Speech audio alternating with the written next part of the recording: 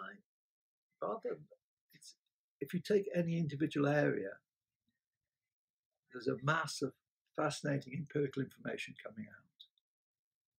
But what it seems to have hit is a sort of impasse as regards the development of theory. There's it's become hyper-reductionist, so that information at the cognitive level in general is, or let's say, not information, but conceptual frameworks at the cognitive level have not advanced very much at all. The computational theories of which you're interested yourself have been potentially very productive, but if you take, for instance, neural networks as applied to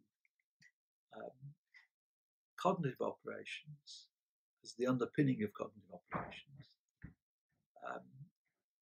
which, for instance, was very productive as far as understanding effects of brain damage concerned in the 1990s. This area is almost dying out now. People are not going into it. There's, in a sense, computationally oriented people tend to be the same who are interested in the technicalities of things like imaging, which is technically fascinating, but being able to get more reliable data out of a functional imaging experiment doesn't necessarily help you explain the organization of the mind better. The sort of ideas that have come out of things like the Helmholtz machine, originally created by Hinton and Diane here 20 years ago, which Friston has developed a lot, for instance. These sorts of things are exceptions rather than the rule in the area.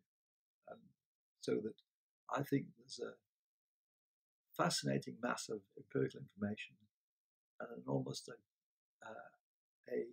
lack of advance at the level of theory.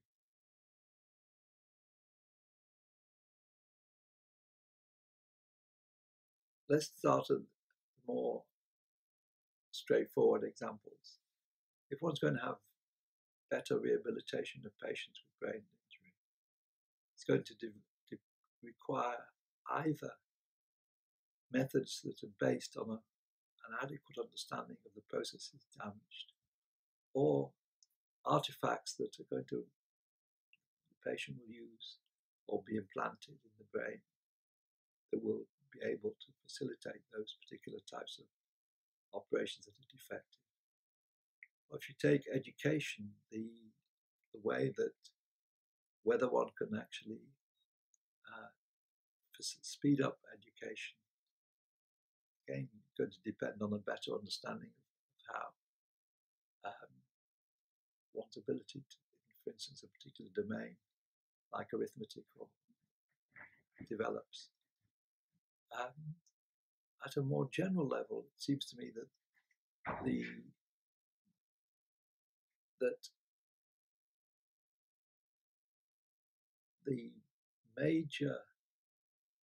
one of the major problems facing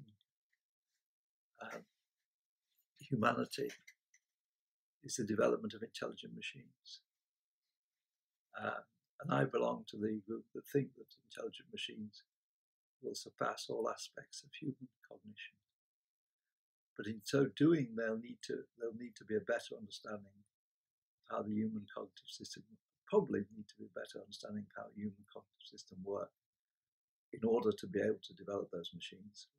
What will happen after those machines are developed is, of course, an incredible social problem that nobody is really able to confront at the moment.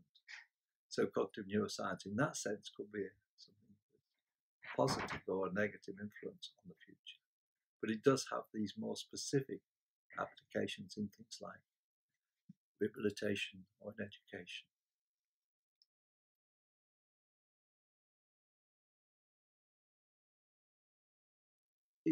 The first is that the mind is an incredibly complex thing.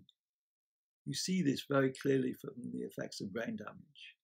That you get the most counterintuitive capacities that are damaged or preserved after brain damage. But the other more general thing, and so that to understand the mind, and to understand the mind obviously is necessary for education, medicine, all sorts of reasons, is a very complex matter. But the more we see the way that any type of cognitive activity depends on is being carried out by particular parts of the brain in particular ways, the more one realizes that taking the mind and the brain as one entity as a whole, that there is nothing that any explanation of what's happening there will come from within that combination. It's not going to come from anything outside. If you want, that materialism is the appropriate way to understand the mind.